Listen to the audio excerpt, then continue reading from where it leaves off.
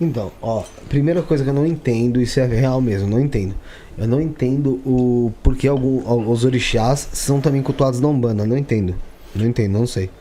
Na verdade, esse quesito, eu posso falar de Umbanda porque eu sou cacique de Umbanda, tá? Eu tenho a minha tenda de Umbanda.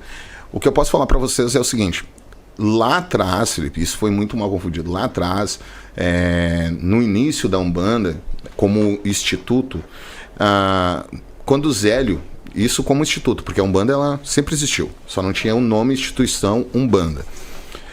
Ele determinou o seguinte, cara, que tudo aquilo que cuidava da cabeça do filho era um ori e axá. Ori é aquilo que você já nasce, e axá, o guardião.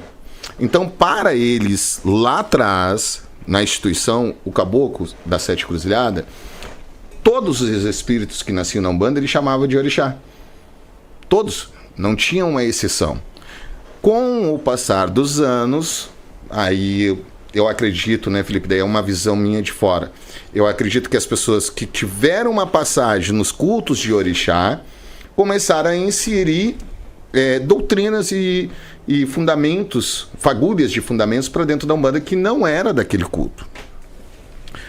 Não entendendo o propósito que o orixá não era o orixá do candomblé, não era o orixá do batuque, mas sim o entendimento que o caboclo estava trazendo para a formação da Umbanda, que era um espírito que cuidava da tua cabeça.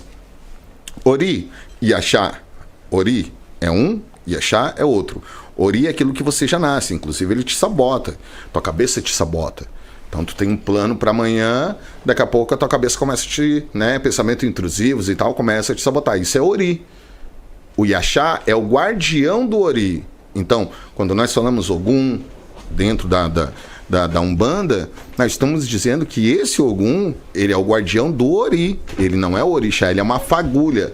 Então, esses falangeiros, que é o mais correto, os falangeiros desses orixás, desses deuses, eles não são o orixá do candomblé, eles não são o orixá do Ifá, do tradicional, eles não são o orixá da Umbanda, pelo menos não na Umbanda que eu pratico. O que eu pratico é o seguinte: tu tem as forças da natureza divididas em 7 linhas, cada linha representando então uma falange. Essa falange ela recebe a emanação de cada linha que emana a força da natureza. Essa força da natureza é um orixá.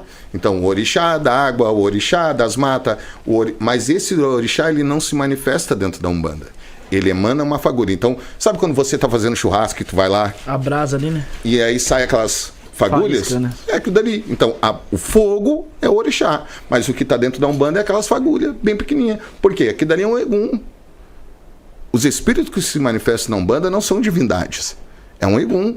É um morto como qualquer outro. Né? Então, esse conceito de trazer a ideia de que a Umbanda tem orixá, ele se perdeu pelo entendimento. Eles não conseguiram entender que quando o caboclo da Sete Cruzilhada, em Constituição, ele disse Ogum de Mali, orixá Ogum de Mali. Ele não está dizendo que aquele dali é um orixá do panteão Iorubá. Ele está dizendo que é um guardião do teu Ori, mas que é um falangeiro de Ogum. Então, isso, as pessoas vão defender algumas... Não, na minha Umbanda tem orixá. Tudo certo, na minha não tem. O que nós temos é a força da natureza. E essa força da natureza é regida por um Deus. Podendo ser, então, lá na mata, o deus Oxóssi. Podendo ser lá no rio, a deusa Oxum. Mas ela não se manifesta. Ela emana a energia da natureza que rege, então, aquela falange de espírito. Então, por algum motivo, Felipe, eu acredito que seja muito da influência. Tipo, vamos dar um exemplo. Como o candomblé é um culto iniciático, assim como a quimbanda, tem anos a seguir. Então, tipo assim, eu não vou ficar 7 anos, 21, 40, 14, 21 anos aqui. Vou fazer 3 e vou sair do candomblé e vou tocar Umbanda e vou pegar aquele pouquinho que eu aprendi lá no candomblé e vou tocar aqui para dentro da Umbanda e vou dar uma misturada. Óbvio que tem a Umbanda cruzada, que nós sabemos que tem outras tradições que usam esses cruzamentos ali, por algum motivo, não sei. Mas o que nós entendemos originalmente falando, a Umbanda trata de falangeiros, espíritos como vivos aqui na Terra. Não são deuses como o próprio orixá em si. Então é confuso. Quando a pessoa vira para mim e diz assim, na minha Umbanda eu cultuo orixá. É uma Umbanda cruzada. Então, Saravá. Isso é bom porque assim, no final, isso aí vai ser tudo bem. Vai cair bem no tema que é o legado da Quimbanda, porque é também o legado de outras vertentes. Tu entendeu? Como a coisa foi se perdendo ao longo do tempo, a Umbanda começa com um propósito.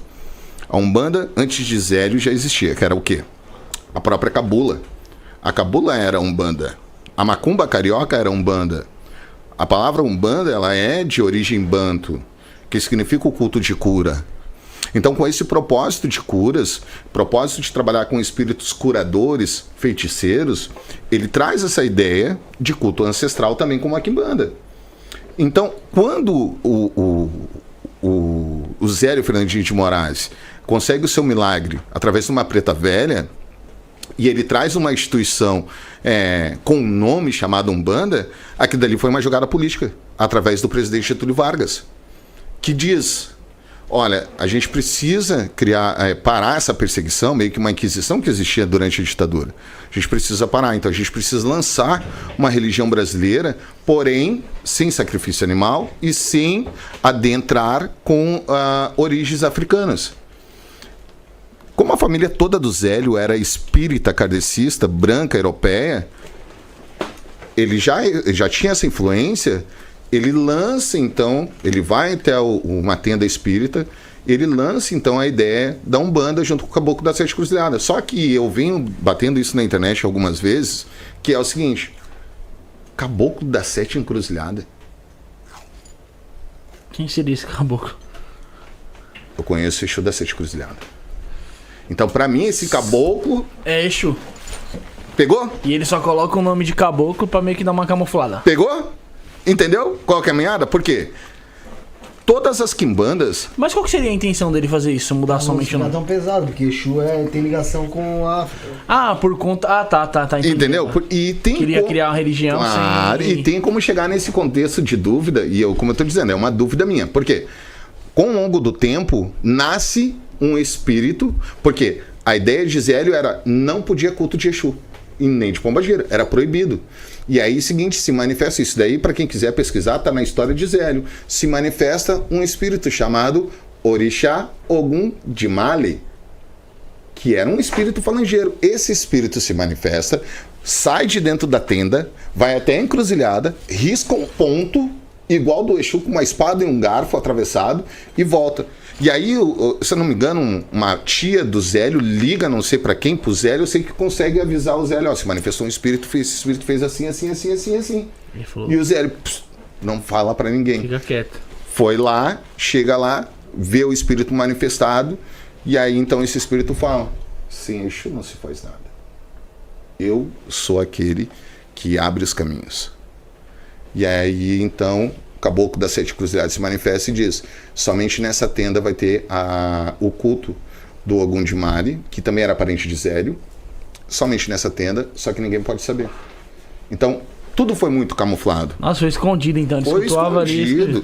Por quê? Porque sem Exu, como Exu ele é dono dos caminhos, sem Exu eles não conseguiriam ter um culto. Tanto é que hoje em dia, na atualidade, nós temos casas espíritas. Quem está assistindo aí pode dar uma pesquisada. Casas espíritas que tem assentamento de Exu na entrada do portão, porque sabe que para trazer espíritos e trazer caminhos precisa de Exu. E por isso que eu lanço a dúvida: será que era um caboclo mesmo? Será que era um caboclo? Porque ele já era oriundo, a Preta Velha. A Preta Velha que fez, porque ele sofria de meningite, ele tinha uma paralisia infantil. A Preta Velha que fez a cura nele era oriunda da Macumba Carioca.